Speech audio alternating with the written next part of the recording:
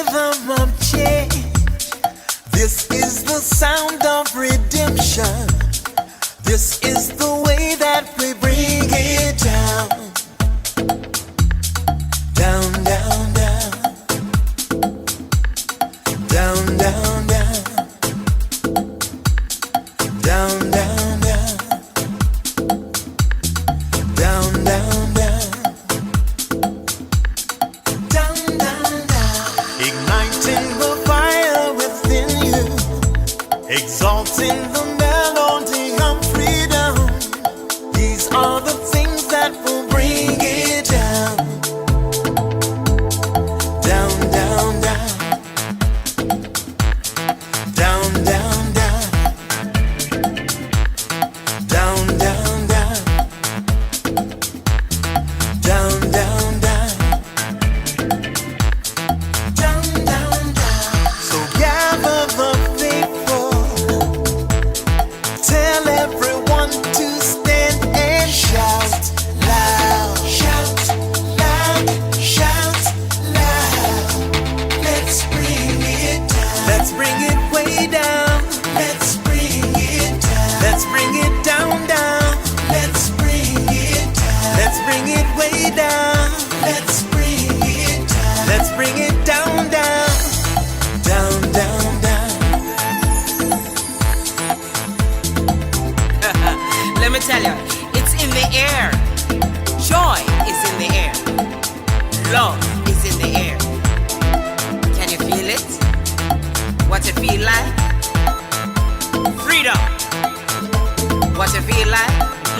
Don't sleep on it, brother. You might get left, sister. Can you feel it? What it feel like? Freedom. What it feel like?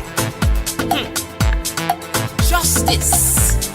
No need to be counted, cause I am down. Down, down, down.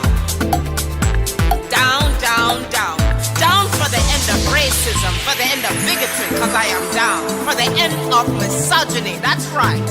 For all the isms out there, just down, down, down. Let's bring it down. Rise up, people. No more foolishness, and let's bring it way down. Riding the river of change into the cries of contrition. This is the way that we bring it down. Down, down, down. Down, down, down. Down, down, down. Down, down, down. Down, down, down. We are the children of Eden, dancing and celebrating freedom. We are the ones that must bring it down. Down, down, down. Down, down, down.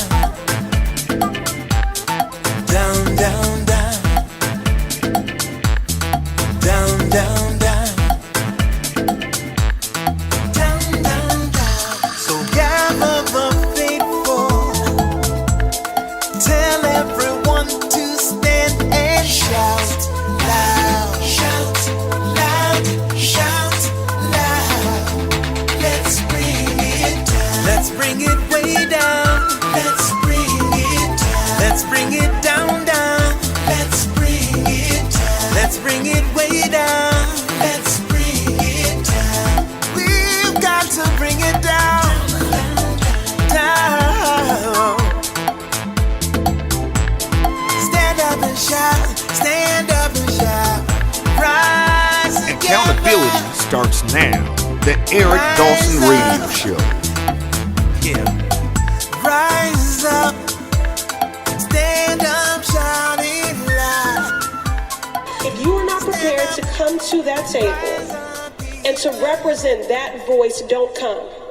Because we don't need any more brown faces that don't want to be a brown voice. We don't need black faces that don't want to be a black voice. We don't need Muslims that don't want to be a Muslim voice. We don't need queers that don't want to be a queer voice. And if you're worried about being marginalized and stereotyped, please don't even show up. Good morning, everybody. Welcome to another episode of the Eric Dawson Show. Hey, listen, man, summer's trying to make a comeback. They tried to make. Summer said, "Hey, I told you, summer got the heck out of Dodge. Said I'll be back in 2021. This is crazy, but it seems like it's made a comeback, Vincent. I actually put on. I had my long pants on, and made a cup of coffee. Went and sat outside to water the lawn and the plants and everything. And I had to retreat back into the house and put shorts on, man. I said, I'm burning up. You're showing them legs again, huh? Yeah, man. Listen, I had to lotion them too. Hey, Vincent, I thought I was going to start saving on some lotion, man. I can get away with it. I got long pants on. Yeah, I'll go ashy incognito, man. Nobody would know. See, Vincent, you never know where I'm going with this, do you? Oh, gosh. But yeah, man, I had to break my lotion out, my Vaseline back out. Well, I keep the Vaseline. Listen, Vaseline is year round. In the summer, well, in the spring and summer, Vaseline helps keep you from being ashy. In the early fall, the late fall when it starts to get cold, Vaseline becomes an insulator. Right? Yes. You don't remember? Your mother never slather? Is it smack? It never put. Yeah, Vaseline all on your face, man. I used to go outside, and it was like I had a mask on.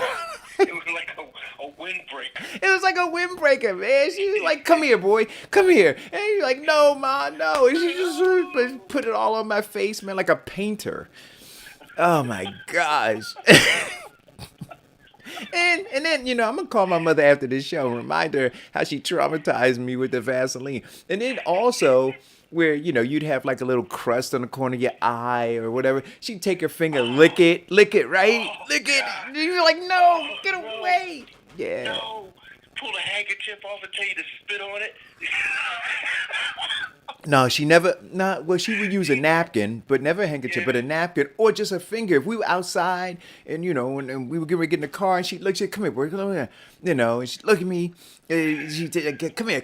She lick her finger, man, and just started wiping the side of my eye. I'm like, stop. Yeah, I think I'm. My aunt's the queen of that. She just celebrated her 80th birthday Saturday, but once we got to church, she found a little crust on our eye. Yeah. Pull out her napkin and go, "Spit on this." Man. You cannot muster enough spit.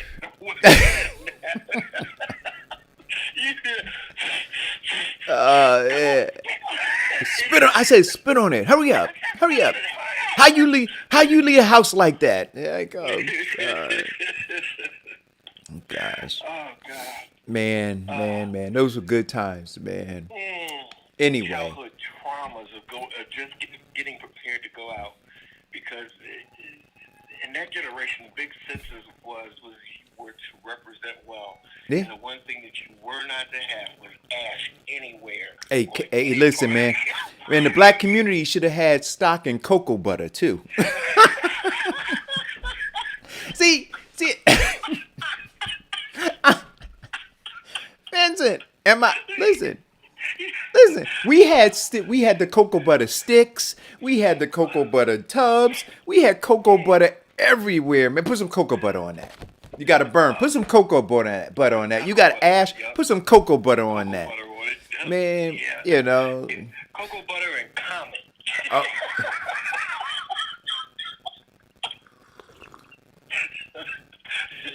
I love my black people. Oh my goodness. In my neighborhood, they used to get it by the case. Everybody had their comet. It was a clean all of everything. Everything, man. Your countertops, Your your car, your toilet, your sink, your tub, your bathtub. Your steps. Man, oh man. Anyway, welcome guys. Welcome to the show. Enjoy the weather. It's supposed to be 80 degrees on Sunday. I'm heading down to the beach on Sunday after the show. Yep. So am I. Are you? Which beach did you go to? We're going to Atlantic City. Okay, okay. You know, I like Long Branch. They've done a great job down there, man. Long Branch. You know, years ago. Well, this is after the. Do you remember the Haunted Mansion down there? I got scared to death in that haunted mansion, man. But then after the mansion burned down, you know, the boardwalk kind of, started to falter a little bit, and then the whole area just kind of, went down. And you had a lot of drugs, prostitution, all that kind of stuff there, and nobody really wanted to go there. Now you go, you can't buy anything there right now. I mean, the development is just booming Crazy. down in that area, man. But it is absolutely beautiful. You know what? Next year I want to buy. Well, not buy. I want to rent. They have because I can't afford to get a beach house, right? But they have these storage units. That's what I'm gonna call it on the beach. Have you seen them, Vincent? They're these storage units, and you can rent them for the year, and you essentially keep all your stuff there, so you don't have to cart it down to the beach every time you go. And then when you get on the beach, you could just open it up, and it's like a little bungalow on the beach. You have everything that you need in it. I mean, the only thing that they don't allow you to do is put a hot plate in there and those kinds of things, right? But there's refrigeration in there. There's all kind of other things there. So you could store your blankets, your chairs. You could store all of your stuff that you would normally cart down every single time. And I think it was like $2,800 for the season, but I saw people, they kind of go in with each other, right? Like shared space, and well into the evening, once the day folks leave, they're still camped out, hanging out because they have all of their supplies right there in one of those little bungalow things. Vincent, you understand what I'm saying? You yeah, yeah, you know what I mean? They deck it out, man, and then you come down there at 6 o'clock in the morning, you see 30 people piling out of that thing, man, and then they shut it down. So, if you do it, you gotta follow the rules. But anyway, I think that I'm gonna do that. Try to find a couple of families to go in with us, and we just kind of go hang out. Well, it depends if we're past COVID-19, right? If not, then maybe I'll foot the bill myself. I don't want people around me then. Anyway, listen, man. So the notorious RBG is lying in state right now. And as a lot of people say, her body's not cold yet, and the Republican Party is already looking to. Did Trump say by next week or this weekend he's gonna have a nominee? You said Friday or Saturday. But it's running into some problems. Because the Democrats have already planted their filibuster, and there are two Republicans that will not vote. Now, I dreamt. I don't know whether I heard it on it. I told you, I've been detoxing from the news itself. Like, I hear the news reports, I talk to people, but actually engaging the stations, it's toxic, right? So, and I realize that. So, I should try to stay away from it. But so I don't know whether I heard it from somebody or in my sleep. I had the news on, and it kind of entered into my subconscious. But I was dreaming about them filibustering. So just so that people who are tuning into the show understand, talk to them about what the filibuster would look like. Okay. Well, let me see. How can I best explain it? Filibuster is a basic delay or blocking legislation action. It has a long history early in Congress. both the House and the Senate use filibusters.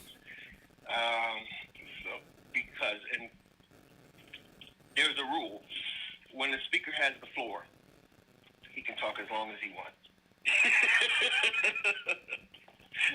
So, if a bill is about to go on motion, what they do, and I believe there is a time frame that it takes to get bills on the floor to be voted on. Mm-hmm. So, if it does not meet that time frame, it is now busted.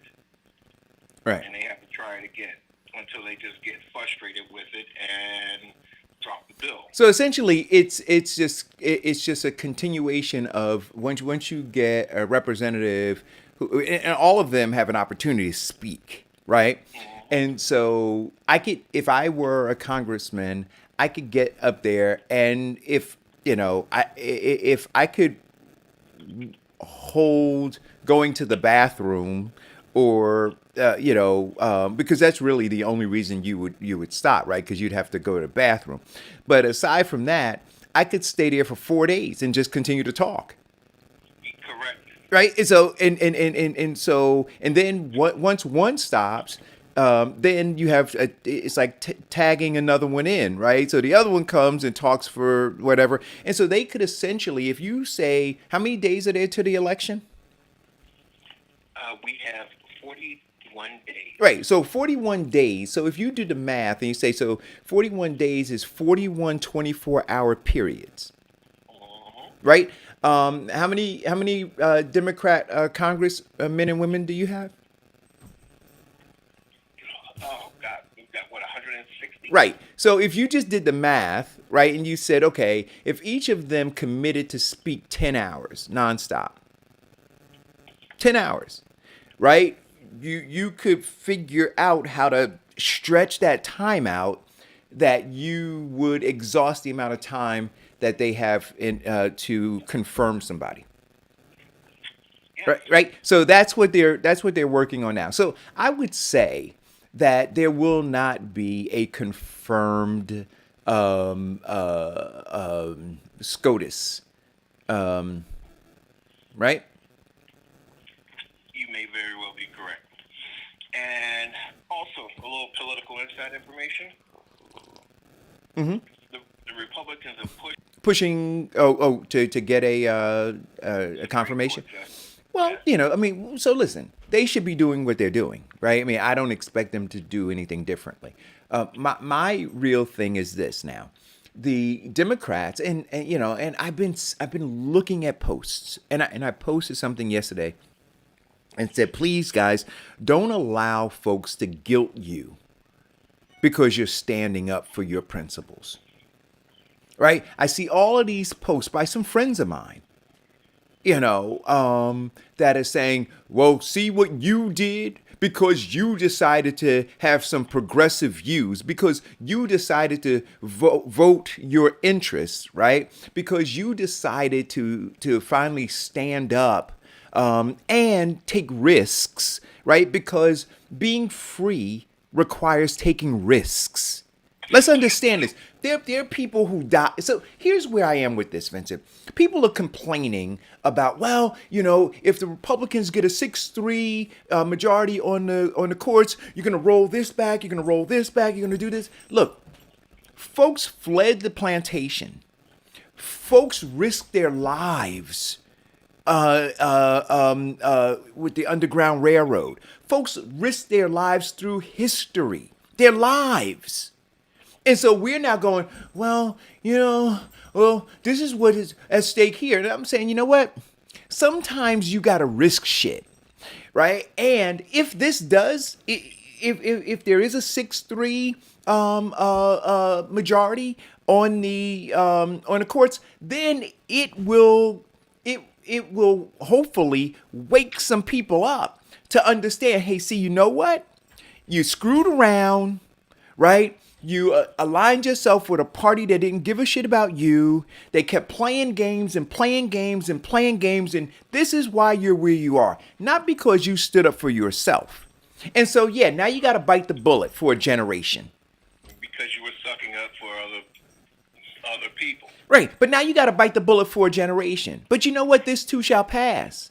Right. I mean, this Chicken Little, the sky is falling. Yeah, things might be a little tough. But things have been tough before. Do you understand what I'm saying? And so this idea that you should roll over because you don't want tough shit in your life is absolutely ridiculous.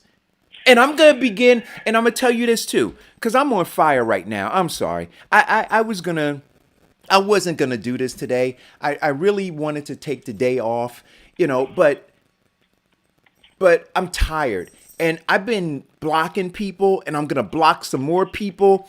And I'm telling folks who are engaging people in nonsensical conversations, don't let them waste your time. Call or go. What's up, man? This is Darren. What's going on, Darren Martin? Listen, I want to talk to you, man. And you were on my mind. I saw the video you put up last night, brother. Listen. Because I know but I know some of those folks are probably going to watch this show, or they're going to be told about this show afterwards. Darren, I'm blocking them. They're wasting your time. These people, they're never going to listen. They don't want to listen to reason. What they want to do is waste your time. They want to keep you from doing productive things, Darren. Right? They want to keep you out of the fight. They want to keep you out of the fight. So they're distracting you over here so that you can't focus on saving lives. Or let them die. If they want to go out without masks, if they don't want to get vaccinated, if they don't want to, let them all congregate together. You know what? I will fund a party for you all. I'll rent a hall and pile all of you in there, right? And let you guys just spread coronavirus among each other. But stay there. Don't come out. Don't come out. You stay right there. Don't call. And then we'll have that big GoFundMe to bury. No, I ain't having no GoFundMe. I'm not having a GoFundMe. No. See, no. I'm telling you. See, I'm done. I'm tired. This is ridiculous. I will rent whatever place you guys want. You want to be at the West Orange Manor? I will get the money. I'll call some people, some medical, because you're wasting time. You're breathing air that sensible people could be breathing, right? You're wasting resources that otherwise could be used on common sense people. So I'll get those common sense people together. We'll raise the money and we'll have a big COVID-19 party for you guys up at the West Orange Manor. That's what we'll do. And then stay there. Open bar and stuff your pocketbook full of chicken wings, okay? And stay there. Don't listen, and don't call my family members who are frontline workers in the healthcare industry for help. Right? Don't take up a ventilator that could otherwise be used by a person who contracted it because of your false statements and things like that. Right? Don't do any of that. Just shelter. Listen, I want you to shelter in place once you get it. Right? You shelter right there in place. Do not ventilate on your door. Do not ventilate, do not recitate on your door, and just die. Just seriously, just go away. And I see people, and I fell into, and I apologize because people told me, they said, Eric, don't engage. Somebody tagged me in earlier in the week in some nonsensical post about loyalty and whatever, right? And I got it. Yeah, and I engaged in that, right? Because I thought that I could have a sensible conversation, right? But then I realized that people are not interested in being sensible. They're interested in tribalism, right? If you don't believe what they believe, right? Then what they want to do is cancel you out, and they want to cancel you out. And then they want to dredge up lies about you. I mean, I've never seen, you know what? I got to tell you, this is the epitome of the black dilemma.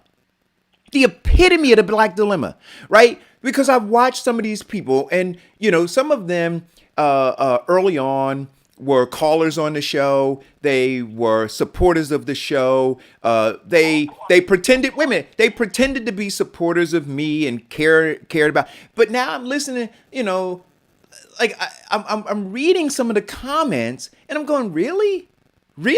Are you because I have an ideological disagreement with you? Because I have an ideological disagreement with you, and I'm telling the truth about people getting paid, right? Because so let us be clear. You don't want me to tell the truth, and I have to agree with you. Those are the two stipulations to a relationship, right? To loyalty. That I have to agree with you, and I have to be willing to. Let me finish, Vincent. I have to agree with you. And I have to be willing to cover up a lie. And if I don't do those two things, then I'm not loyal. That is craziness. That is insanity. Now, I want the people who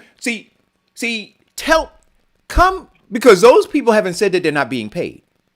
There are people around them who are defending them. Now, wait a minute. I'm not even saying that there's anything wrong. There's nothing illegal with you getting paid, right? If that's what you choose to do to earn a living, it is your prerogative, right? There's nothing illegal about it. But if you're doing it, own it.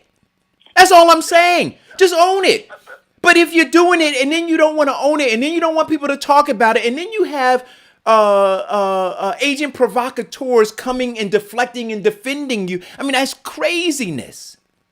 Yeah, they got the minions. Yeah, so I'm just having the honest conversation, and I'm talking about motive here, right? I have no motive. So Darren, I saw them post, oh, well, Darren, tell them how you're getting paid. They know you're not getting paid. They know you're not. I know they know it already. They know you're not. It is just a deflection, right? I know what I am, but what are you? We used to play that game when we were in kindergarten and first grade, right? That's what they're doing right now. What am I? Right. There you go. I like that. Little kindergarten conversations. I'm tired of it. All of you. And then the comments, well, give us your data, give us your proof, give us your whatever. Listen, you all are cherry. That again is them just trying to waste your time, sending you down rabbit hole after rabbit hole after rabbit hole.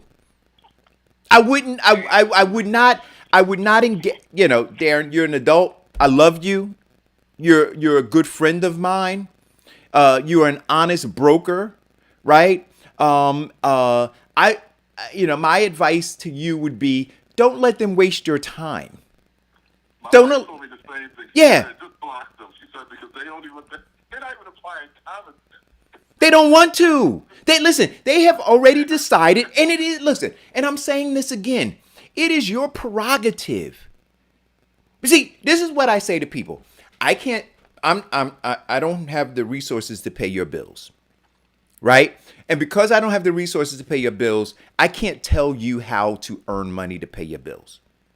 But when you tell me that I can't have a conversation about it, that's something different, right? Especially when what you're doing is impacting the community.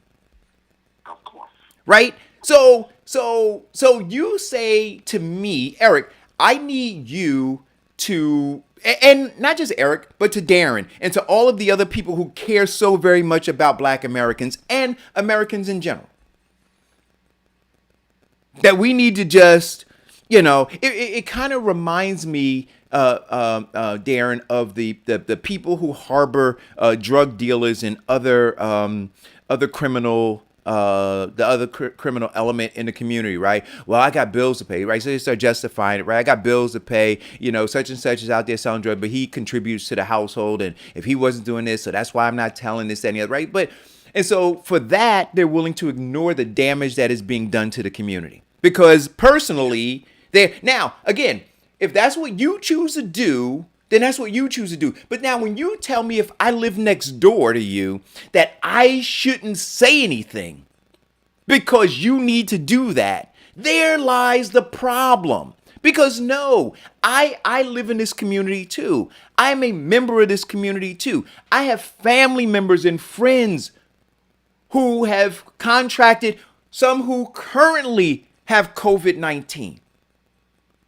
Right? And so you tell me that I shouldn't give a shit about them, or I should care more about you than them. I care about everybody. And so I want to talk straight about what's going on. And I don't get paid to do it. And you know I don't get paid to do it. Yeah, they know it. They know it already. Do you think that these people saw the news the last week with Donald Trump expressing how deadly the COVID virus is? Listen, they again look. You know what? I'm concerned about how many of them actually read. Right? No. I'm not being funny. I think that they have emotionalized the issue. They have politicized the issue. They have drawn economic lines around the issue, right? And so all of those things are what's driving them. So they don't care what's in the news anymore. They have already decided, irrespective of what's in the news, because a lot of them now may be leveraged financially, right? And so it doesn't matter what the news. I mean, short of 2 million people just dropping dead from COVID-19, right? I think that these folks are willing to stay the course and sacrifice whatever lives. It's over 200,000 now. It's over 200,000. Right.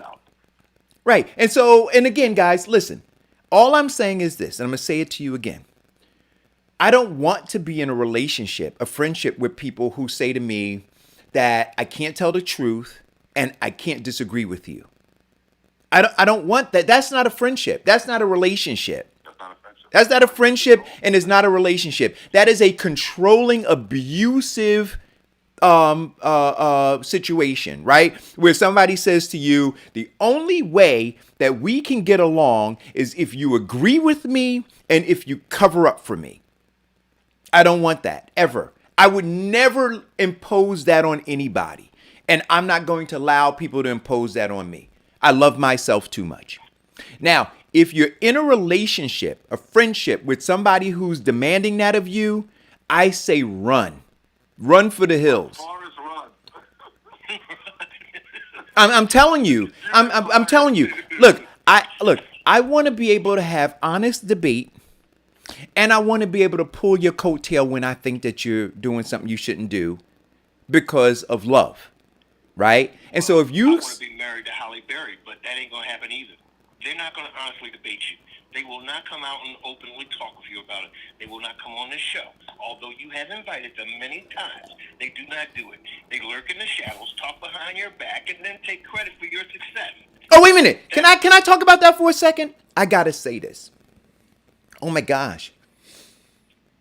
I don't know if I mentioned this to you, Vincent. Darren, you got to hear this. So I got a text message the other day. This is how insidious it is. I got a text message the other day from somebody who sent me a screenshot. And I'm not going to mention the people yet, but they'll come out. But sent me a screenshot of a couple of people who have taken credit for Grandma Emma's. What? No. Listen. I want you to listen carefully now. They have said that they are directly responsible for the relationship that Grandma Emma's has with ShopRite. That they made phone calls. Wait a minute. That they made phone calls and they set up meetings and allowed that to happen. At least two separate people have said that. And I got screenshots of text messages where they said that to people, trying to leverage that for something else. I mean, dude, listen. And so some people who are upset with me, particularly about the situation or about the position that I'm taking, is because they believe that, folks did something that they didn't do, and that I am not grateful for the thing that they didn't do that they're saying that they did. I mean, I'm sitting here, I'm watching all of this, but again, this is the black dilemma. And And I confronted them in a text message, and I say, hey, look, and I sent it to them. Hey, look, here's it, and I didn't get a response back from them.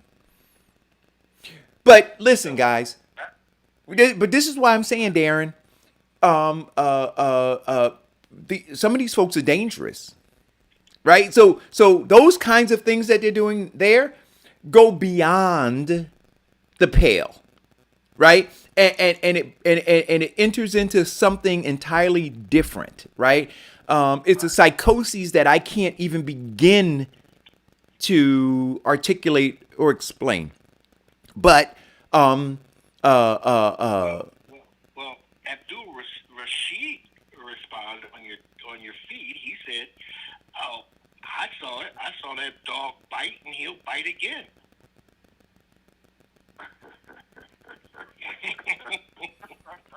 yeah. So listen, guys. You know. Eric, let me ask you a question. Yeah. Now, I've been talking with you about Grandma Emma's since you started, selling it.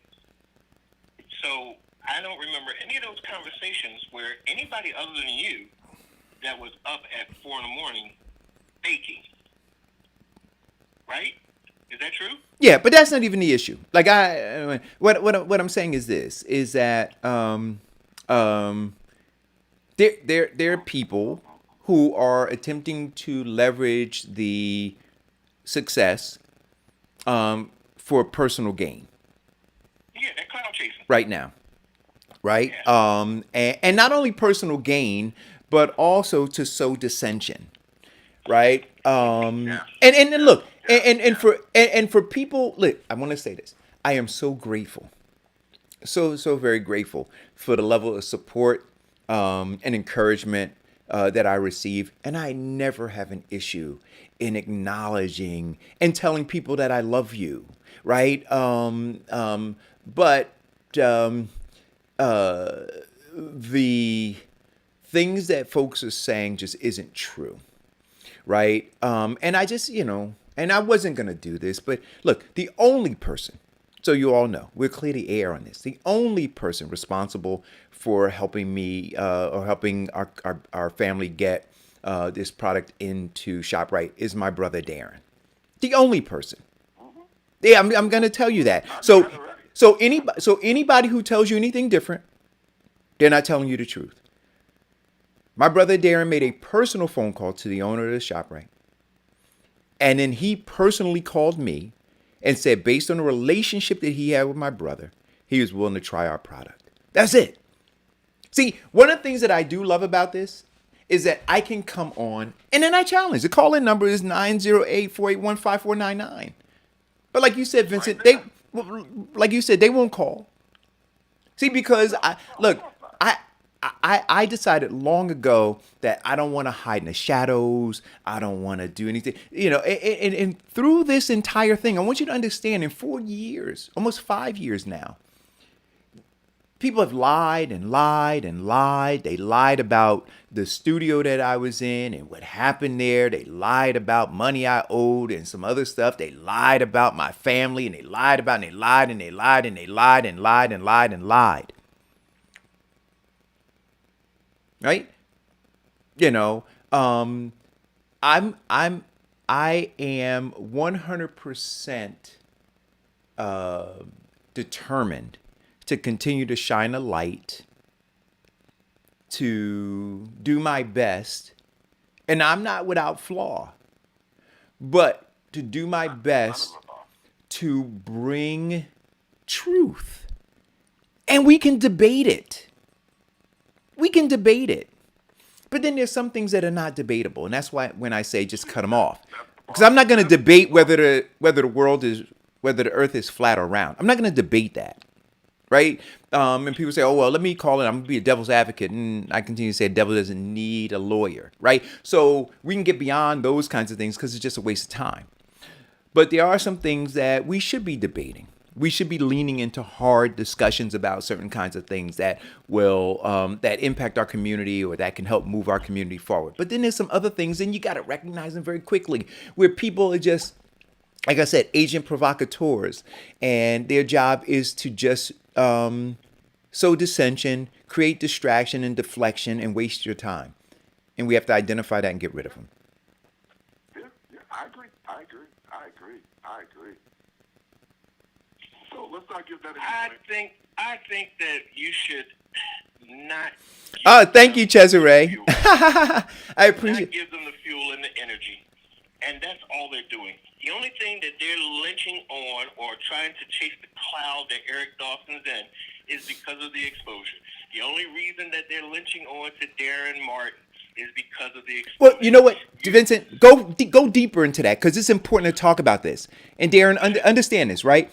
So when you're doing social media stuff, right? And we don't, Darren, you know, we don't do it for the money. I know where you're going. We don't do what we do for the money. And somebody actually came into inbox me and talked about the number of views that we get. And I said, listen, man, if I get 1 view or we get 2 views, but we can change somebody's mind or help somebody out, that's good enough for me, right? It's the content, right?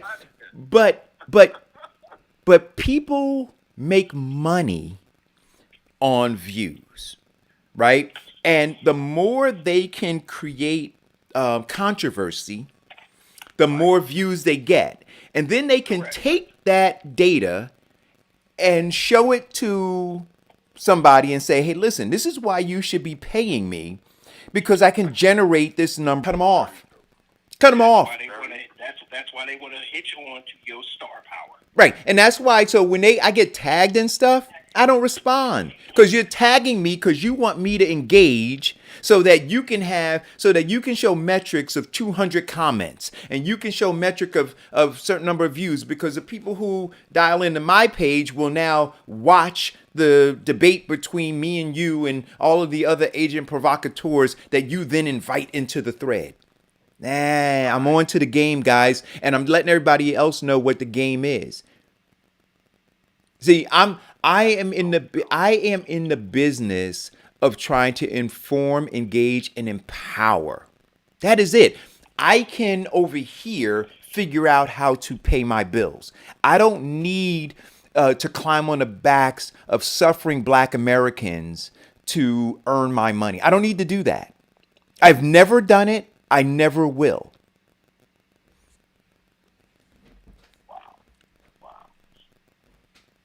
Now, run, go tell that. And if you want to, you can call the number, right? And we can shake facts or we can do whatever the terminology is out there, right? We can do that. Now, I'll say this too, and Darren and Vincent, you guys can have the floor. I am not an expert, right? When it comes to medicine, right? That's not my forte. But what I do is I try to bring people on, right? And I try to evaluate what side of the fence that they're on. And I don't want anybody who is primarily on either side. I want them to be on the side of truth, right? And then I try to bring them on to explain that. So there are a couple of people that I have been privileged to meet. And those people are people that I would bring on. So if you want to, for all of you guys who ask for facts, right? Ask for data. If that's what you want, then we'll schedule a time, right? You can ask the questions that you want to ask. I will invite them on, right? Including Dr. Chris. I forgot his name, the doctor, the CEO of Rutgers, right? I will invite Lori Endicott Thomas back on, right? And then we have a few other people that we'll bring on. And then they'll answer those questions. So we can do that. It will never happen. Because these people thrive on ignorance. They prey on people who are uneducated or don't have the resources to search the facts. They put 1% truth and 99% fluff. Bull. SCHIPT. But listen, man, people are dying, though, man. I mean, what is getting me is that, like, in the middle of this, people are still dying. Yeah, but like Trump said, they're nobodies. That's the way they feel like it. The Look, people who are dying are nobody. I was talking to a friend of mine yesterday, day before yesterday. I was talking to a friend of mine. She's been diagnosed with breast cancer, right? And we've been having copious conversations about that, and you know, she's been reading a lot of stuff that's up there, and I talked about some of it before, right? Where she said, Eric, I can't believe that black folks talk about herd immunity. Do you know who would be hurt most by herd immunity? She said, black Americans, right? And she said, and then me in particular. And then some of these people who are talking about it know who I'm talking about. And so she's like, you know, this is offensive to me. They said, this is offensive to me. Like that they know that I have these underlying conditions, right? And to me, guys, I want you to understand this, right? So I'm very open about, I'm still cancer free. I went yesterday, and everything is really cool. But because part of my surgery required not only the removal of my stomach, but also the removal of my spleen, right?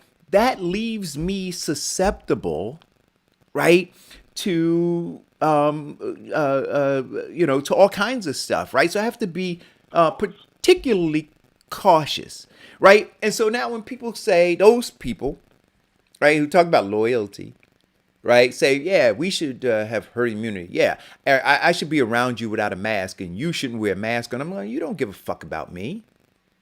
Right. Because if you did, you wouldn't be saying that, right? And so now, where do we stand?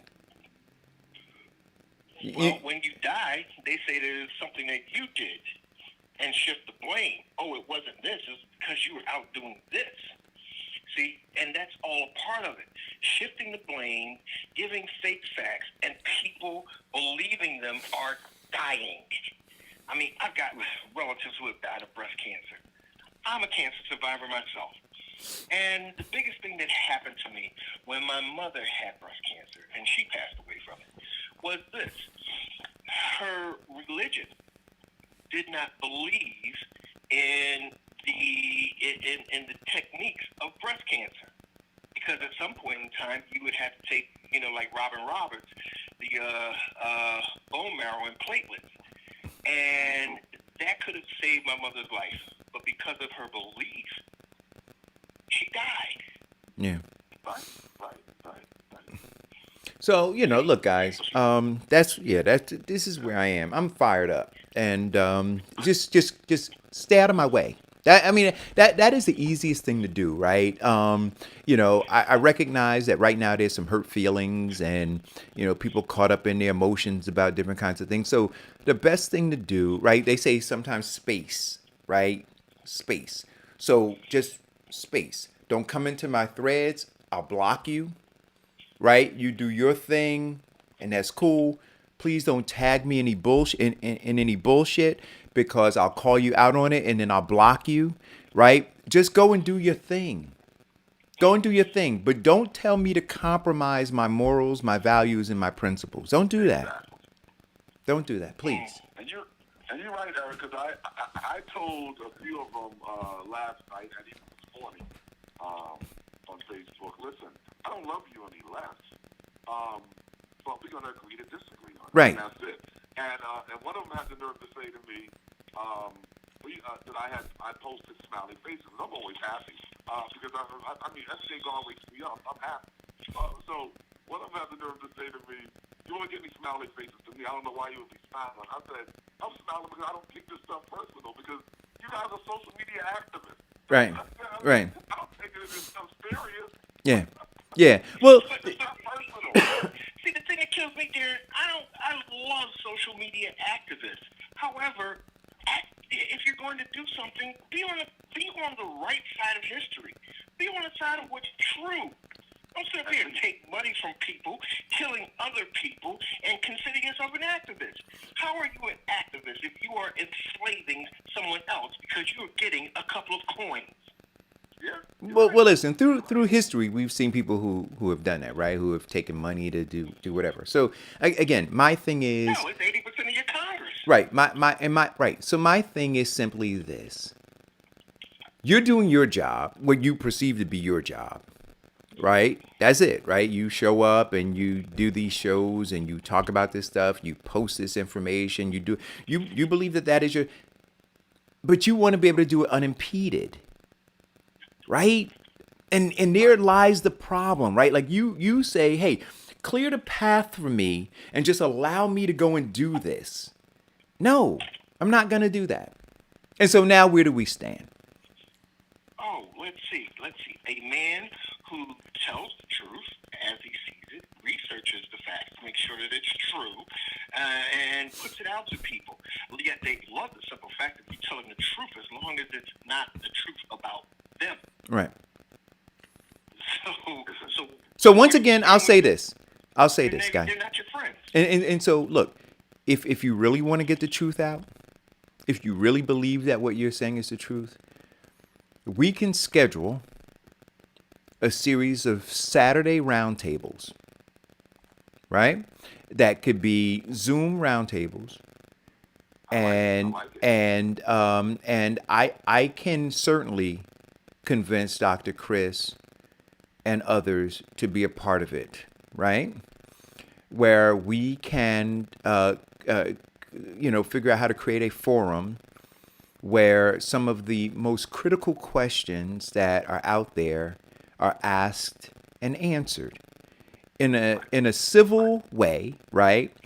So that people can actually hear what's going on. No shouting matches, no call-ins where people are tying up the lines and calling names and all that kind of stuff, right? Something very orderly, right? But you understand what I'm saying? So guys and gals, right? Guys and gals, if that's what you want, because that's what I want, right? That's what I want. So let's put let's put our emotions on it, on the side burner. Right. And if you say you care about the community, you care about delivering facts, and you care about those kinds of things, let's set this up. That is my challenge. Now, I'll wait for the phone call. Not gonna happen. It's not going to happen, Darren. It won't. No, Eric, let's go deeper. Forget them, because they're nothing but little minions of the devil. Why don't we just get their bosses?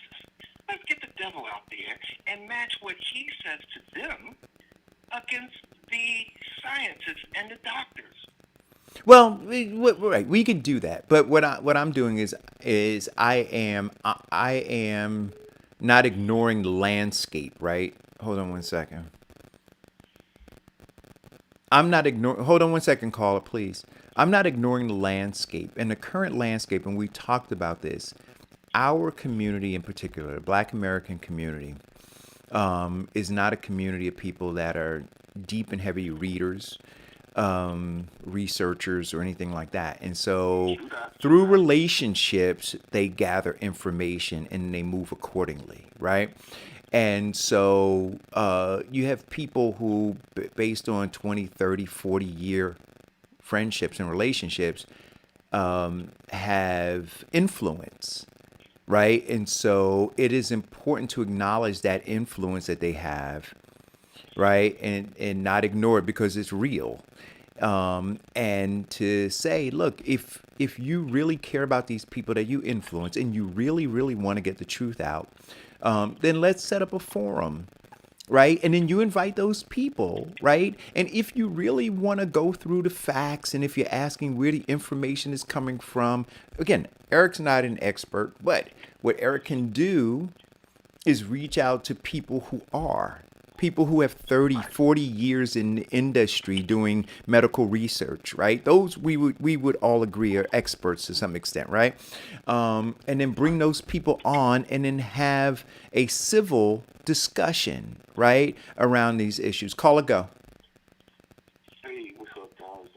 I don't follow social media like that. I don't know the gist of all that you're saying, but for every action, there's an opposite reaction, man. And if you weren't about I'm talking about Eric Boston now.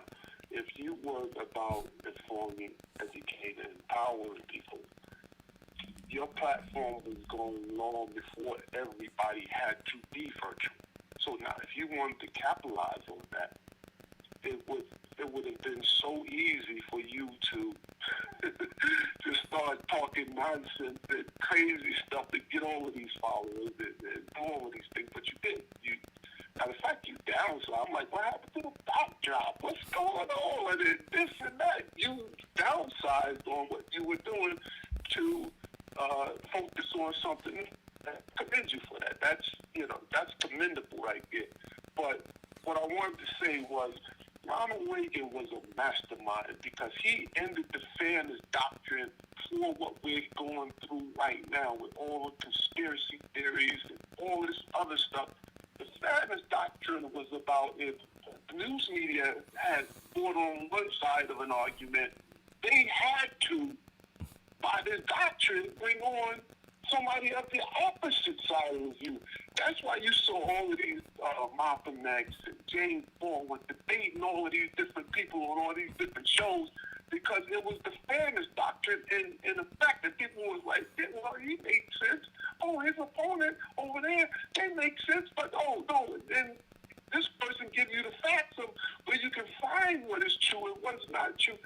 They are sowing all of this conspiracy, dwelling on, it's a form of mind control that some of the most educated, and I want to disagree with Vincent on this point. It's not about how educated you are. It's about how we can dwell in your head. We can live rent-free in your head and cause you to act a certain way. So I don't think it's about uneducated or educated. It's about people being able to control you with ignorance to control your way of thinking and get you to act accordingly. So, no, I said because the base or the bulk of the people that they have a level of influence are uneducated. Now, there are some educated people that do drink Kool-Aid. No doubt about it, brother. Reagan, Trump, yeah, they got some educated people who do drink the Kool-Aid. But the bulk of it are the people who are uneducated who believe these people based on their level of influence. And you're absolutely right. You're absolutely right when you said that. But the whole thing is this: why are you going to be a platform for somebody dying? I don't get it. Why are you going to be a platform for someone who is causing harm? The biggest thing in terms of journalism and activism is that you were there because you feel a desire to fill that space to do something good for the community. And they lead the community to their death. That's the sad thing about it. That's what really pisses me off. And as Diane said, I'm going to stop because Diane's going to start tweeting, going to put in an inbox that I'm whining again. But, but that's what actually hurts. The disinformation and the misinformation. Yeah. Yeah, but can I answer your why? Because the why is when they started opening back up government, they told you, we got to make money. So a lot of people still have to die so we can make money. That was at the root of them. First, Christie came on TV and said it openly. Yeah. So they have to. They don't care about you dying. They care about their pocket.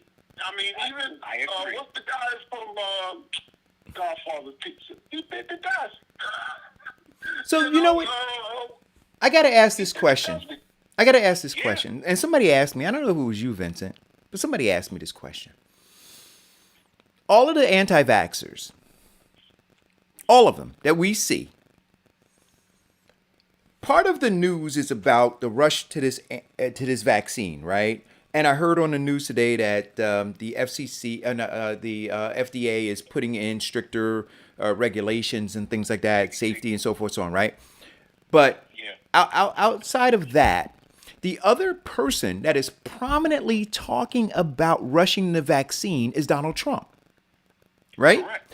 But have you guys noticed that the anti-vaxxers are not talking about Donald Trump?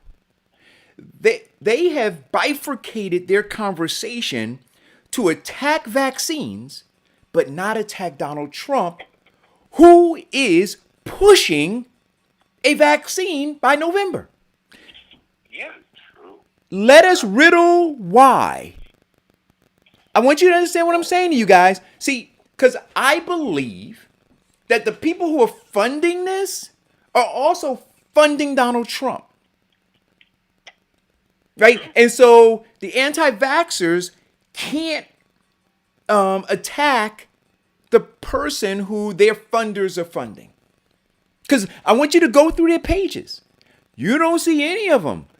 Right? So if Eric Dawson or if Mike Spruill or if Vincent Squire or if Darren Martin talks about vaccines, they come and attack you. Donald Trump's talking about them all day. And they're not attacking him. Riddle yourself that. As Arsenio Hall would say, Yeah. Hey, Bruce. That's Bruce Austin, right? That's who's talking? No. So on the line now is Darren Martin, Vincent Squire, and you, Mike. I heard Bruce call in. No. Well, the anti-vaxxers, I just like to, I don't even know how to go down that conspiracy theory yet. But I know that smallpox is not ravaging people. I know that all of these other vaccinations, they're going to be some adverse reactions to every vaccine. But smallpox ain't ravaging the country. All of these other things they made vaccines for, but the odds are, we're gonna have. Once I had a bad adverse reaction to a flu shot. But yeah, we can't put people in a position of neutrality because we don't believe it works. We got to put everybody else in harm's way because Mike don't believe it works. We have to understand that there are people objectives to keep you neutral in a position of neutrality, not doing anything. And not doing anything is never the right thing to do. Even if you get up and do the wrong thing, But yeah, I will get back out here on the road. Man, you guys are sparking a few thoughts. So enjoy the rest of your day. Thank you, brother. Thank you. Hey, now, in terms, guys, of the Supreme Court justice conversation, one of the things that I was always against is these lifetime judgeships. Yes. I think those are the most dangerous things because here it is. You give this person a lifetime judgeship. So they're going to be in there until they die. You know that already. Because ain't nobody leaving. There's nobody that's going to leave because of the perks and everything they're getting from it. But why are we giving them lifetime judgeships? Now, I know all three of us will be dead and gone before they ever change that, if it gets changed. I know there's a group of young people that are talking about that now, the lifetime judgeships. And I was on a call with some young people just the other day, and they were also talking about real campaign finance reform and term limits. Now, the three of us may not ever see it come to fruition because you got to get enough of these fools out of there that will vote for these things to happen. But I like that young people are talking about it. But I hate the lifetime judgeship thing, man. I don't like it. Hate it. Well, it's the same as term limits, right? So I don't like the lifetime judgeships. I don't like the fact that senators and Congress folks could stay in office forever, right? I think that there needs to be term limits on everything. But listen, I was telling Vincent, I don't know if you saw it, Darren. Diane posted it and sent it to me in a link in a text. There's a video out called "Get Your Booty to the Polls," right? I laughed so hard when I saw it. Right, Me too. and it's pole dance. This morning. It's pole dancers dancing, but they're delivering a message, right? And when I sent it to you, Vincent, I said, "Don't get distracted by the messenger." Right? pay attention to the message. It's hard not to get distracted. Yeah, it's hard not to get it. Listen, I'm gonna post it. Actually, Vincent, if you could post it in the thread, that'd be cool, so people could check it out. But what they talk about are down ballot voting, right? All of these things that impact our community that we have a problem with, including term limits and those kinds of things, right? All this legislation that could change all of these things, right? The lifetime judgeships, the term limits for the Senate and the House, for all of that, and on our local elections as well, right? Term limits for mayors. On the thread so people can pick it up. Thank you. Term limits for mayors, term limits for council people, and the like. We should be. We should be advocating for that. We should be getting our booties to the poll so that we get that done. So anyway, but not poll, P-O-L-L, P-O-L. Yeah, P-O-L-L, not P-O-L-E. So they got it right here. Now, talk to some political insiders, Right. Republicans that I know, and this is the mindset of the Senate. They are rushing the confirmation of the next Supreme Court justice to give them a edge because they don't have confidence that Trump is going to win. So they want to push that as soon as I possible. think it's going to still eventually happen, even with the filibuster, and I still think it's going to eventually happen. They got the power. They hold the vote. Well, they just have to be filibustered for 40 days. They would have to really do a really good filibuster, which is another thing that needs to be pulled out of. That's another thing that needs to be pulled out of. You shouldn't be allowed. One person should be able to hold up the whole darn proceedings for. Man, I mean, when you think about that, that's sort of a crazy situation, but it's been around forever, filibuster, and they're going to continue to do it. Well, they have to filibuster, and then they have to go nuclear. They have to bypass the 60-vote rule. Right.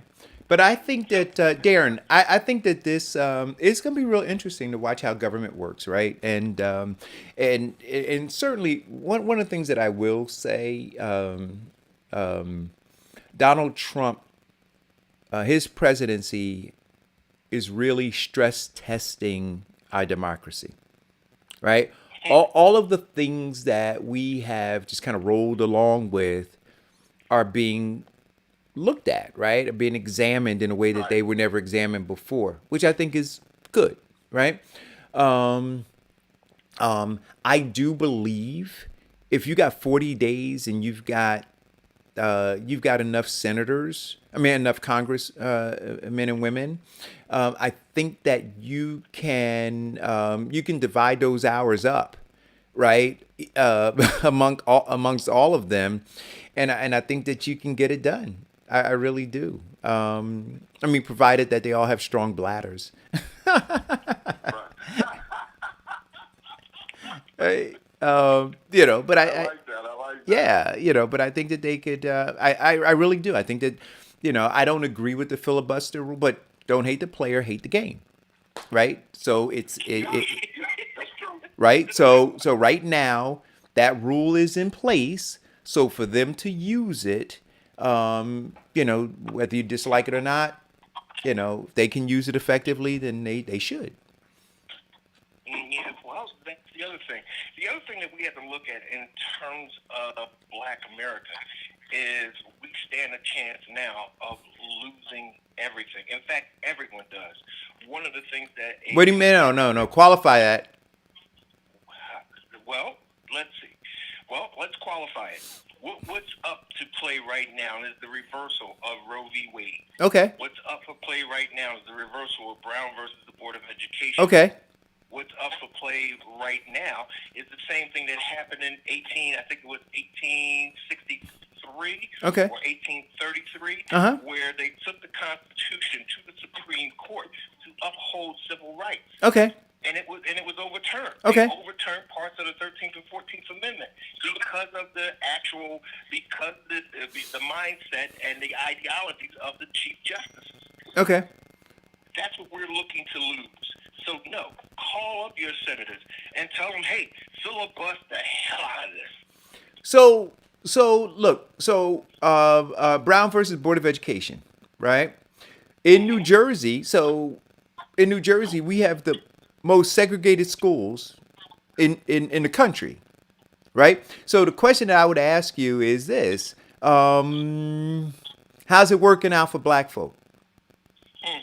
Well, how it's working out for black folks is that they are in the right location, but there's a majority are still not getting the right education. Okay, so that's what I'm saying. So how's it working out for black folk? Well, let's see. It's working out for black folks because now that at least your child has an opportunity. No. But how's it working out for black folk? I'm not talking about the opportunity. I'm not talking about in the right. How, if you look at the data, how has it been working out for black folks? If I could get it out, I will express that.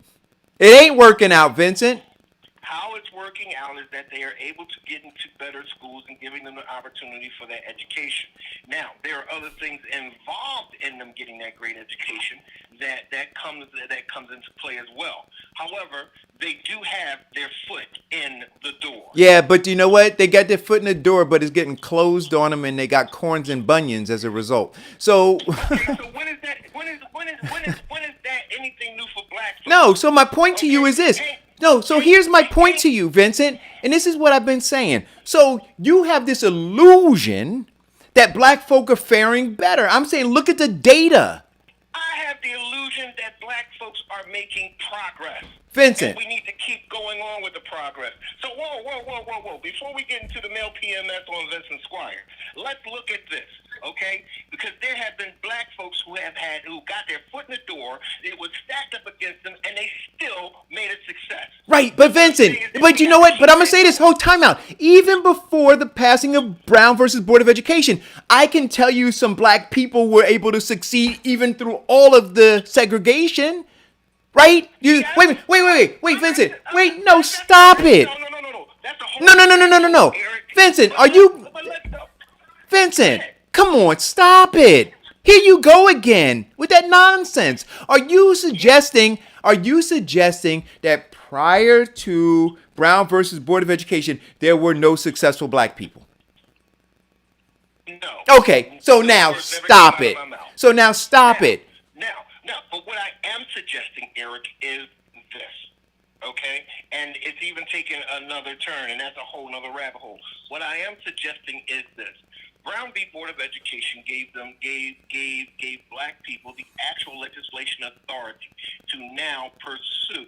And when those racial biases came up, those institutions were in jeopardy of being sued. Okay, got it.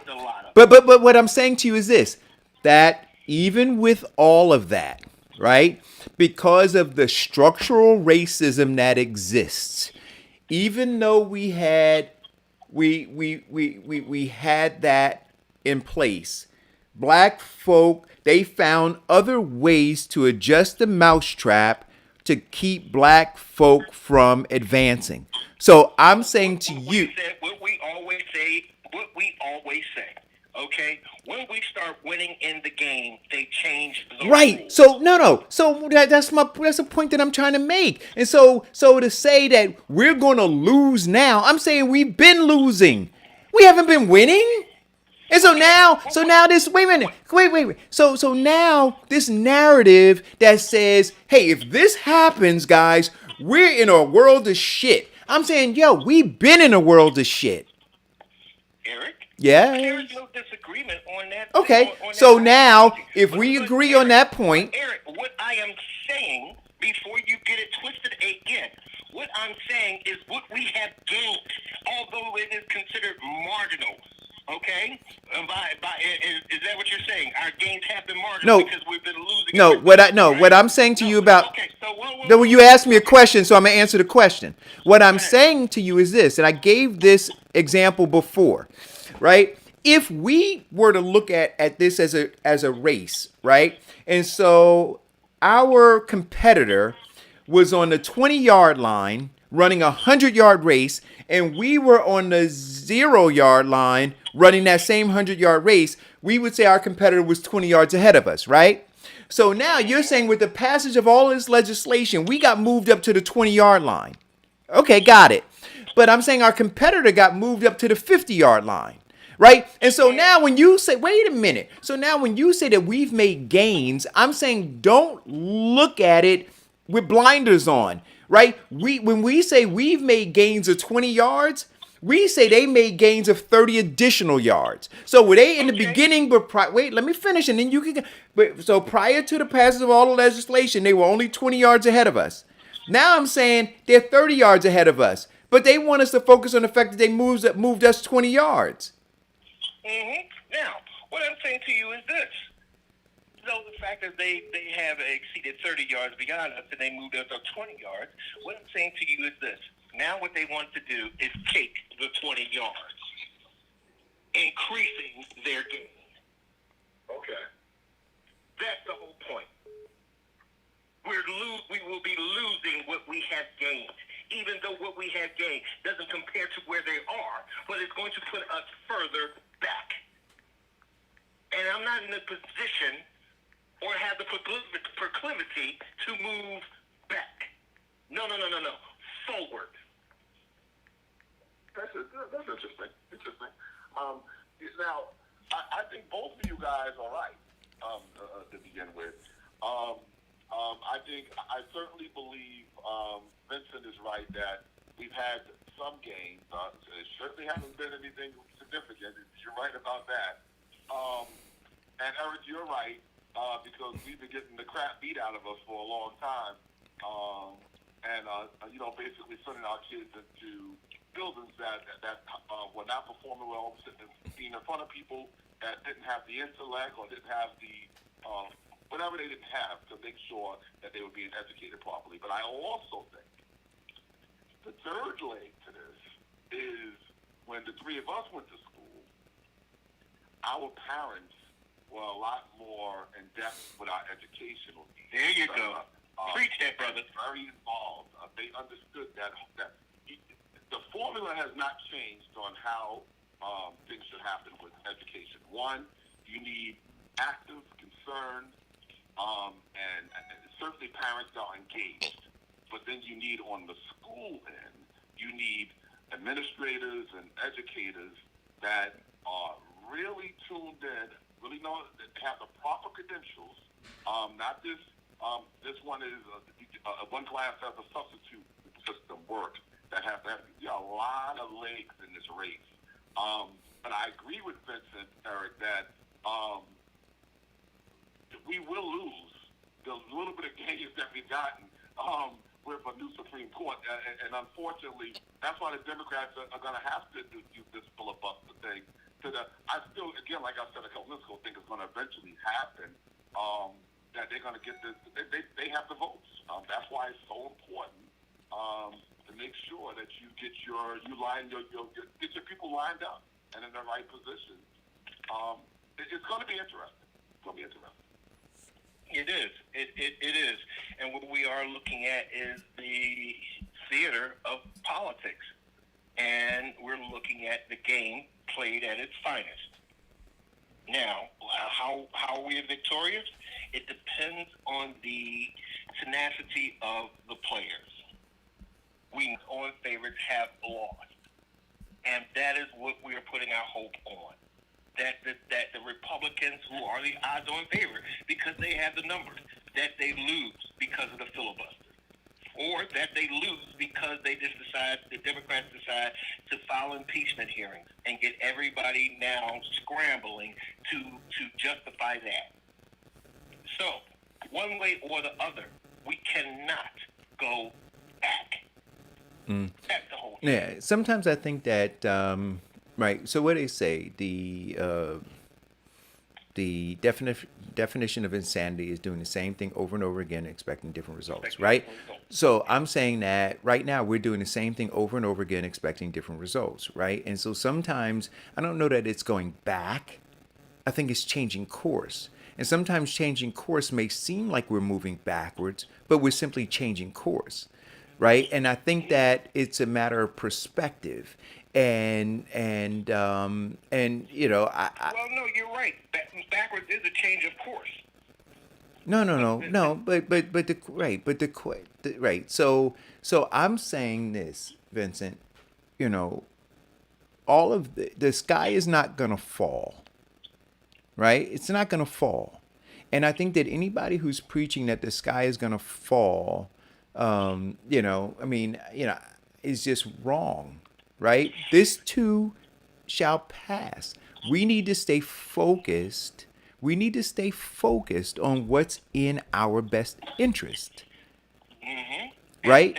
And moving and not moving backwards is definitely in our No, best no, interest. Vincent. Let me finish. I agree, okay, on the doom and gloom. I'm not all for the doom and gloom. And the simple fact that, this will not make the sky fall is true. But for right now, that is the last step to brace for impact. For right now, while we still have breath and strength, get on that front line and push forward. Yeah. I think that we can hedge ourselves by voting in the states. Mm-hmm. Making sure that we firm up, our states with governors who have backbones, with mayors who have backbones, with council who have backbones, with board of education members who have backbone.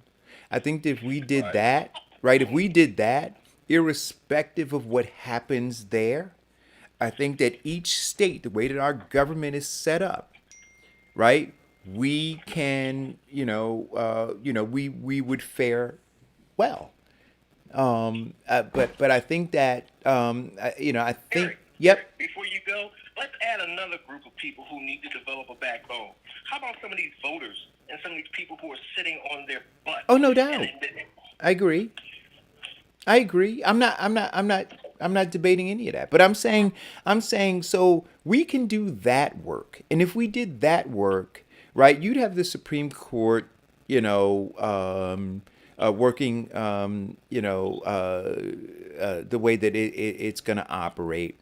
But you would have each state, right? Again, the way that our government, and it's important for people to understand civics, the way that our government, the individual states have power, right? They're not powerless, right? If the Supreme Court goes 6-3, right? It doesn't mean that that all the states in the union all of a sudden relinquish their power, right? So we have to have those kinds of conversations with people.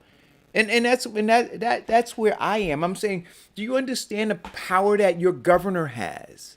Do you understand that the power, and they relinquish it for self-gain, and they screw you for self-gain? Your mayors, right? All of those local people. That's what I'm saying. The sheriff. If you watch that video, get your booty to the poll. Right. It talks about the sheriffs and the other people who are elected officials. And we're so focused on this federal stuff that the things that seem to matter the most to us, we don't pay attention to. Right. So I'm saying that is true. Right. That So is true. I'm That saying is part firm of that black stuff voting up. against their interests because they only show out in massive numbers during a presidential election. And that part is very true. Very true. And yes, we do need to get there on the primaries. We do need to get there on the midterms. We do need to get there every election because it changes the quality of life that we have when we vote. Oh, okay. And yes, Eric, you are right. We do elect bad actors. But what we have to do is get some intestinal fortitude, or let me break it down to some people who say that, that can't understand my linguistics. When we get some balls and start voting these people out, instead of saying, well, that's the devil that I know. He's probably better than the devil that I don't know. Then we make that change. Well, we got to include the women too. Some balls and some ovaries. No, I know some women who got some serious balls. Yeah.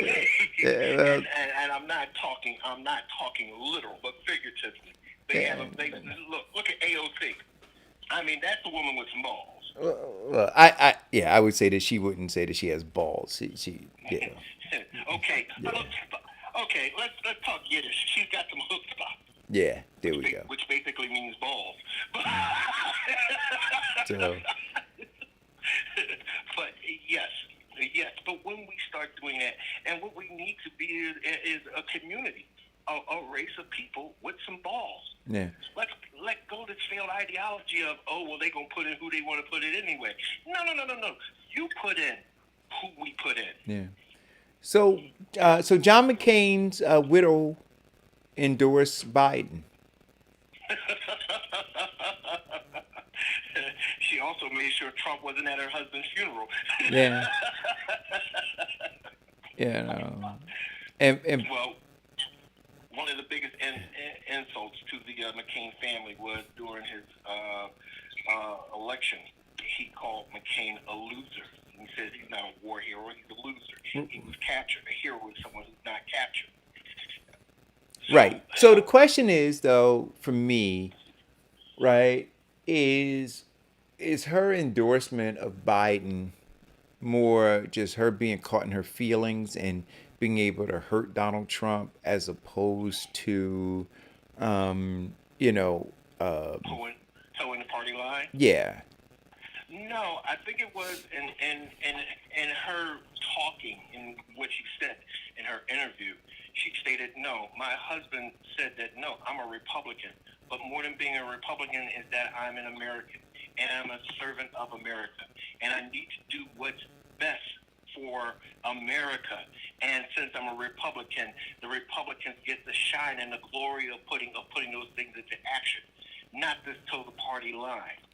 She said that, and maybe the fact of her being in her feelings and emotionalized about it has compelled her to look at some truths. She said very clearly, no, he is not fit to be president. Well, but you know what though, but Leadership. yeah, but see, I'm telling you, to be honest, neither is Biden.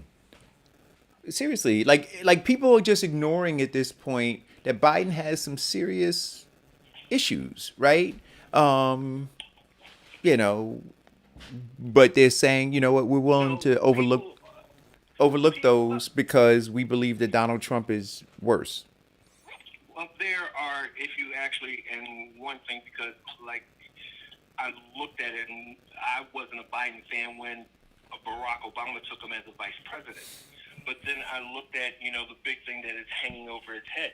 Now, even Kamala Harris, who was one of Biden's biggest attackers in the debate, said, no, I don't think that you're a racist. But what Biden did do was he attached his agenda with some very unscrupulous bills. And here is the biggest.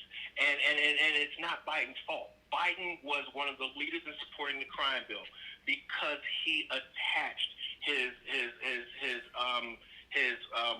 uncomfortable work status, what they now call the Me Too thing, into that bill. Now, the problem where the crime bill ran amok is that every state wanted a part of that, I think it was $300 billion, Right. that was in that crime bill. Now, it was not Biden's fault that every state DA wanted a part of that and started turning what was a misdemeanor into a third-degree felony. That was not Biden's mistake. And let's look at it in terms of America, because blacks were affected more by crime by a lot more than any other people in the world. There were a lot of black people who were in support of that crime bill. The crack epidemic was running wild. Right. I mean, if your VCR would get stolen out of your house, and then you buy it off your neighbor who brought it off another guy for Buying back your own stuff. So let's be real. We were in support of that crime bill because we were tired of being victims. But we didn't know that it would. We didn't know. Well, we were in support of not being victimized anymore, right? We were in support of not having criminals. The bill itself, I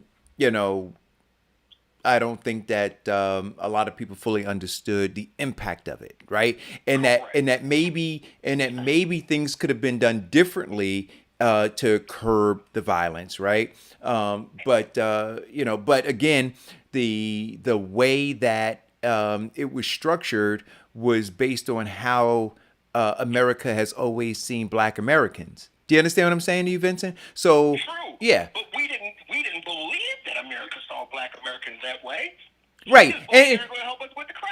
Right. Well, right. And for black elected officials who were in office, right? They took the easy way out, right? By saying, yeah, I'm in support of that. Give me money, right? And the money poured into these inner cities, right? So we have to hold. I agree, but this is why I say both parties are are wings of the same dirty bird, right? And now Democrats want to, and black Democrats in particular, want to wash their hands clean of the role that they played. And I'm saying, no, we got to blow the whole thing up because you were part of this. You benefited from this, personally too, right? In terms of, longevity in office and money that you probably shoveled off to family and friends through contracts that you got through money that was poured into these cities. So we needed. Not to mention the money that they used to buy armored tanks, tear gas, and grenade launchers for police, inner city police. Yes, all of it. All of it. Well, listen, we're under attack from without and from within. And we have to acknowledge that. And that's why I'm saying again, guys, decisions that black Americans in particular are making, but the 99% who are part of the struggling poor or poor and struggling middle class, your pain is real, right? And your reaction to what's going on is real. And for people to minimize it, to try to marginalize it and tell you need to ignore it, take a painkiller, right? I'm saying no. See, sometimes you got to bite down on that leather strap, understand the pain that you're feeling, and then change it, right? Don't take a sedative. And I think that what's happening now is they're asking you to take a sedative. No, they've been giving us the sedative. They've been giving us the sedative by, instead of saying that, we need to change the language of our legislation and our laws in our inner city so that police will not have qualified immunity and that we can bisect the unions paying high-powered lawyers so that we can prosecute these police who are acting bad and shooting our blacks. No, they gave us the sedative by saying, okay, we're going to name this Black Lives Boulevard, and we're going to paint the street Black Lives Matter. That's a sedative. Yeah, well, see, and I agree with you both. Getting back to that whole crime bill and any type of bill, even to today, that these elected officials put out on both sides of the aisle, Democrat and Republican, is what most people don't know. Now, the three of us know it because we're out here and nose to the ground as far as politics goes. The general public hears the highlights of these bills, but there's a lot of friendly amendments that get attached to all of these bills, whether it be in Washington or whether it be in Trenton, whether it be in Maryland, no matter what country, they throw a lot of these things in, and those are the little perks that people get. Okay, I'll vote yes for this, or I'll speak to this person about voting yes for this if you give me this or that. So we got to be very clear about that part. That crime bill had a lot of little things thrown into it. It was like a buffet of things that was thrown in. The same way they do it in any other bill now. Correct. It's always friendly amendments from both sides. Mm-hmm. Correct. And that was the big issue with friendly amendments anyway. I don't know if it helps us with this. That's right. And that was the Trojan horse of the crime bill. The big thing was, okay, we're going to help clean up crime. But the warriors inside were killing everybody because they locked up black people for nothing, as well as, once they actually cleaned up, 80% of the crime in the first 2 years of the crime bill. But then they were... Exactly. But then they started to get... The 3 strikes and you out came in. Extended term. If you lived in public housing, and it didn't matter whose name was on the lease, if that person lived in there or even slept in there for a certain period of time, they deemed it as kicking you out of public housing. People don't know that the devil is always in the details. I think what they said the fine print. Not to mention losing your property, even if you had a relationship with the person who committed the crime. Yeah. I think they said the bold print give us and the fine print take us away. So There you go. If they don't get to see all those other friendly amendments that they call them. It's funny, I like that name that they call it. I remember I first heard that when I was in, I think I was in the 7th or the 8th grade when I started taking an interest in politics. And I said, friendly amendment? What the heck is a friendly amendment? And when you go look it up, you're like, oh, so they throw their little goodies in, and most of the general public don't know what the three of us are talking about. Right. They have no clue what a friendly amendment is. Correct. One of the biggest parts of the friendly amendments was giving absolute power to these state district attorneys. And instead of them, and they had the friendly amendment in there for drug rehab, drug placement, and counseling, but they didn't use that money for that. They used the money to just lock everybody up. Yeah. Drug counseling only came up to 3% of that actual bill. It was Locking you up for a joint. You getting years for a joint. I mean, just for a joint, man. I know people walking around with a joint. Man, they was giving them years for a joint, man. And then they hit them with, because also part of that crime bill was that whole 1,000 feet within a school district or a public school. I'm telling you, man, everything, there was a lot of things attached to that thing that people didn't even know because they kept hearing the broad part of it and not the devil in the details. Mm-hmm. But the loophole of that school, 1,000 feet from a public school, did you know they started at that point because people stopped dealing around schools? They started finding daycare centers where they had 3 people and considering it a public school. Of course.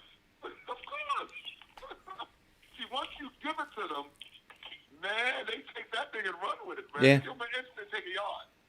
Exactly. And that was all a part of it. But none of those things, you know, what the Republicans have been doing, and especially the Russians, have been attaching the crime bill to Biden. Biden had no responsibility of how the states ran their criminal part. They had total authority. Politics, man, it's the politics. Exactly. And I also investigated Kamala Harris when she was the state's DA. So what she did was in California, she was the one that implemented that thing of drug courts. Right. She did. That's right. And she even personally watched 4 families, making sure that they went to drug court, making sure that they got counseling, made sure that they didn't lose their housing and their possessions. Right. So, yeah. All right. Correct. All right. Correct. When you dig deep, you find the truth. Well, but you're not digging deep enough because there's some other truths about her that you're not talking about. But anyway, I want to. So. Talking about, by the way, I do get the posts from the Russian fake news. Right. One of the things that they were talking about was her sleeping her way to the top. Yeah, and that's a half truth. Now, Eric, you tell me this: if your girlfriend is working in your office, if whether she got a benefit or not, it was always slighted against her because of that relationship. Am I right or wrong? Sure, but this is why in business, right? I'm not sure how it works in government, but certainly in the private sector, companies don't allow because this actually happened, right? I was an art I was an art director, and then I actually married somebody who I had been dating at the job, right? And we were both working in the same department. But when I became an art director, they had to actually move her. We actually had to go to human resources, and they moved her from under my purview and put her under another art director because they didn't want that kind of situation, right? And then ultimately they moved me to another division of what was then Simon and Schuster and ultimately became Prentice Hall. So they kind of frown on it because in corporate, because they don't want that perception. I don't know how they deal with it in the in politics. But what I will say is this. Let's look at the false ideology of white supremacy. Okay? Now, when a black person, makes progress, they call it affirmative action. They don't look at the work and efforts that they do it. When a black woman makes success, they say that she slept her way to the top. Well, they say that about white women too. Don't do that. Don't do that. White woman slept her way to, They do that too. There's not too much, disagreement with me on some of that too. Yeah. See, I'm always gonna check you, Vincent. When you Vincent, listen. Vincent tries to come down the lane like George Gervin with a layup, man. And with the finger roll. The problem is that Eric be like LeBron James right behind me, ready to smack it. I pin it on the backboard. That's what I do. I pin it right on the backboard. Anyway, But see, you don't understand the power of a good finger roll. Hey, listen, George Gervin was the best finger roller out there, man. George Gervin be finger rolling from the foul line. See, that's why when I'm going up against Eric, I don't go for the finger roll. I go for the slam dunk. Hey, listen, you got to, man. Hey, No, foul me so I can shoot you. look, when you come into the paint, Vincent, be prepared for a hard foul, man. Anyway, listen. So I saw this local, NJ.com. It says New Jersey Minority. I don't know if you guys read this. New Jersey Minority Coaches Association formed to dispel urban myths inside and out. Yeah, so I'm gonna read a little bit of it in case you guys didn't. It You're says, not going to talk about fried chicken and watermelon anymore? who? They're going to dispel the myth. Well, so let me read. It says, it was all started back in March by Newark West Side head coach Marion Bell as a weekly Zoom call among black public school football coaches talking about, mostly X and O's of the game, right? It said, and then someone brought up the topic of officiating. And just about each one of the 30 or so guys in the chat had at least one story about calls from white crews and against prominently white teams. Right. So the conversation, evolved from, just talking about football to then they started finding these commonalities, right, around bad calls that were made initiating teams, right, and then sharing those just kind of brought to light a lot of issues that were going on. And so these guys, so they formed a group. It says, so Bell, the Hackensack head coach, Benji Wimberly, formed former Willingboro assistant coach Luther Johnson, and Islin Kennedy head coach Tariq went and did something about it. They formed an organization, an LLC, the New Jersey Minority Coaches Association. So it's a group, according to its mission statement, formed to increase the knowledge and development of students and minorities involved in athletes. It says the NJMCA is dedicated to providing a positive atmosphere where issues can be debated and resolved in a timely and respectful manner. The group is placing a particular emphasis right now on raising the level of college recruitment, because that's something else they're talking about, right? The college recruitment, what's coming out of recruitments coming out of predominantly black schools versus recruitments coming out of white schools. So they want to raise the level of college recruitment in the city, addressing officiating discrepancies, and ultimately cultivating interest in teaching, coaching, officiating, school administration, and beyond. So they want to diversify the interests outside of just being player athletes and such, and just being coaches, but also being officials and school administration and other areas as well. Pardon me, guys, I'm tired, and we're closing in on like 12 o'clock. I'm going to quote him. He says, "Hopefully, we're going to create more opportunities, not only for kids but also for coaches." Who, along with Wimberly, along with being Hackensack's coach, is the recreation director in Patterson, his hometown, and a Democrat in the Assembly in the 35th Legislative District. He's also quoted here in saying, "We want a seat at at the New Jersey State Interscholastic Athletic Association in the Super Football Conference, some of the tournaments, and even in officiating." He said, "Sometimes we dominate these sports, and yet we don't even have a seat at the table." And I agree with that. So kudos to these guys for coming together and starting this. I think it's about time, and hopefully they can develop, some leverage and begin to shift some of the sensibilities as relate to sports in New Jersey. Oh, also kudos to the awakening again of black consciousness.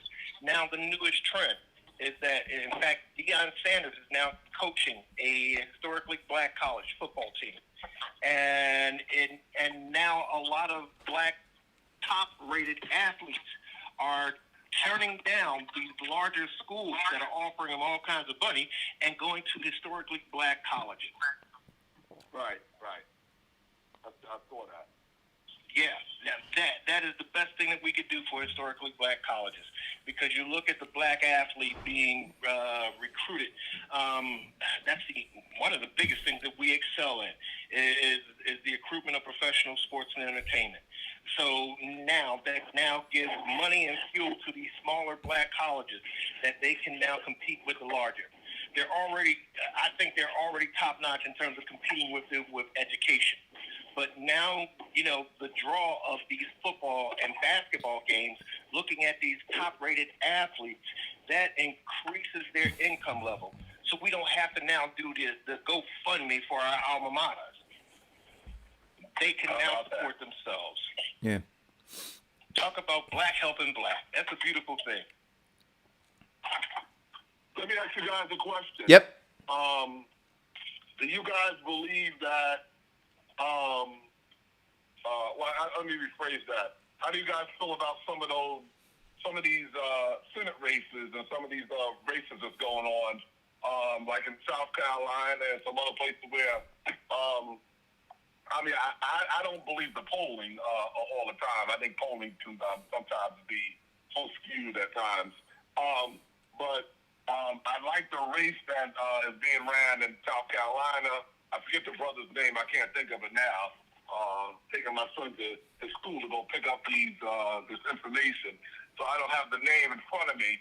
But it's a couple of interesting races. So I guess my question is, do you guys believe that? What do you guys believe what will happen with? Want to go first, Vincent? Well, everybody has been pushing since Donald Trump's election that it's time for a blue wave. Now, we're looking at Democrats, especially one in particular, one race that everybody is following very closely, is Lindsey Graham's race. An Air Force pilot is now taking him on, and she is gaining a great deal of speed. We're looking at every other year we have that change of power from blue to red. And what we found is that when we did not support Barack Obama in the midterms, we had an overload in red in the Senate. And in fact, up until the last election, they took the House. So this blue wave that is coming, and the mindset of the progressive ideologies, as well as some great civic responsibilities and duties. Yes, we're looking at the Democrats are looking at changing the House and support, and which if Biden can get 75% of what he has proposed, he's going to need the House to make it happen. So that gives support to everything. that gives us an opportunity to look at the power of the black vote, since a lot of this is geared towards the empowerment of black people and seeing what we can do to change our standard of our quality of life and our standard of living, giving us the opportunity. And I said before, we're not looking at you to give us anything. We just want you to take your knee off our necks. Right. Put us on a level playing field. Put me on a level playing field and watch me go. Me and you both start on the 1 yard line and race and look at me go. Right. So I don't believe, I'm going to say this again. I don't believe that black folk by and large are going to buy what Vincent is selling and what Democratic Party is selling. I think that you will have marginal shifts in the House and in the Senate, right? But I think that I look, the whole race. There are a couple things, Darren, that I see. People are either lining up against Donald Trump or they're lining up for Donald Trump, right? So it's, on this side, it's Chicken Little, the sky is falling, so we got to get rid of Donald Trump and things will be better for everybody. And then over here, it's, things are great. Let's keep it going. Let's stay with Donald Trump. That's what's happening. But then in the middle of all of this, you have people who are living lives that they've been living for generations, right? And they're cutting out all the noise, and they're really examining their position here in America and America's view towards them, right? That's where I think a lot of people, and they're like, yo, this has nothing to do with some of it. Even they're saying this has nothing to do right now with this person or that person. This has to do with some structural stuff. And they're looking and saying, so how do I resolve this structurally? And then they look and say, well, who is speaking substantively to me, right? Not pandering to me, not trying to emotionalize issues, but who is having a real honest conversation about the pain and suffering of the 99%, right? Who's having real conversations about how to extricate folks from the poverty and struggle that they're facing. And politicians, by and large, have been conditioned to just have sound bites and bullet points, and all of those things, I believe, by and large, are falling on deaf ears. And that's why I'm saying, so you have people who are lining up, and those people are going to vote the way that they've always been voting. That's why I say it's going to be marginal. In the areas where the real shifts are going to occur will be like the shift that occurred with AOC or Ilhan or Rashida, right? Where they didn't work within the party to try to get support. They worked outside the party to unseat. And so if you they didn't play the game, right, so I think that where you have people who are working outside of both parties to try to unseat the establishment, I think that you'll see some changes. Where you have establishment going against establishment, I think people are gonna. The establishment win. Yeah, exactly. The establishment is still gonna win. I like that. Either way. Oh, by the way, the person that's running in South Carolina is Jamie Harrison. He's taking on South Carolina Senator Lindsey Graham. Now, Lindsey Graham, that's a good. I like the way I've been following that race, man. I've been interested. Yes, and there are the two people that we need to get out of the Senate: Mitch McConnell and Lindsey Graham. Right. Lindsey Graham. Yeah. Lindsey Graham was the one that got up there and said that he was going to do everything to oppose Obama to make him a one-trick pony. Right. He was also the one that said if he wins the second term, he was leaving the country. Him and what's that radio guy? Oh, Rush Limbaugh. Rush Limbaugh. Yeah, they were both going to leave the country. None of those mofos have left yet. So everybody. In fact, his donation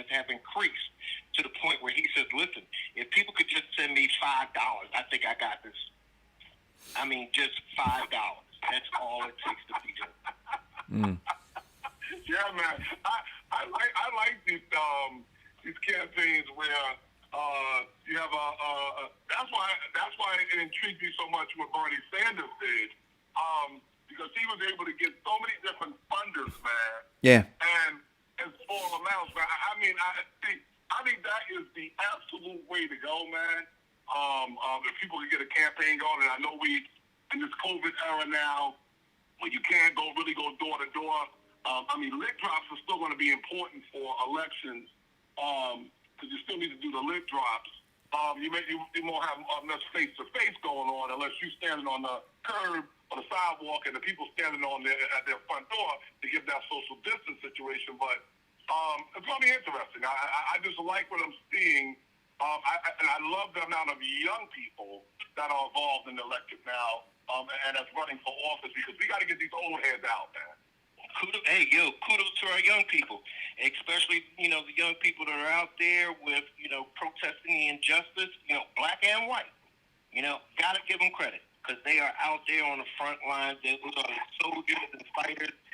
They are looking to make a change. They're getting people galvanized to vote and vote in their interests. Mm-hmm. And one of the biggest parts of making change is Lindsey Graham's got to go. Yeah. Mitch McConnell's got to go. So listen. Go ahead. Go ahead. No, I'm just looking at the time. Go ahead. They've been holding up those bills that have been set since Obama, that have been designed to actually help Black America. Right. And they've been sitting on their desks.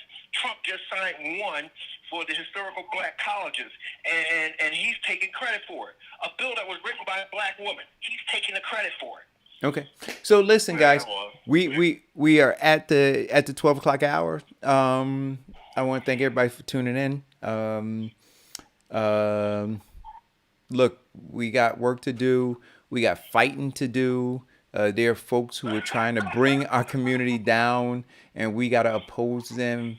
And we got to continue to inform, engage, and empower. I want to thank you guys for tuning in. D. Martin, thank you for calling in, brother. It was good talking to you, and keep up all the good work that you're doing. It was fun with you and Vincent, man. Always fun with you guys. Yeah. It's been a good show. All right, Vincent, throw it to you. Have a great day, guys. You too. Hey, listen, what we proved today is this. Those people who are activists aren't really acting, a lot of them aren't acting in your best interest. You should research carefully what they're saying. Put it up against the science and that has been proven, and show that it is actual sound versus the literature and what they're talking. Look for the truth in what they're saying and the full truth, not the partial of it.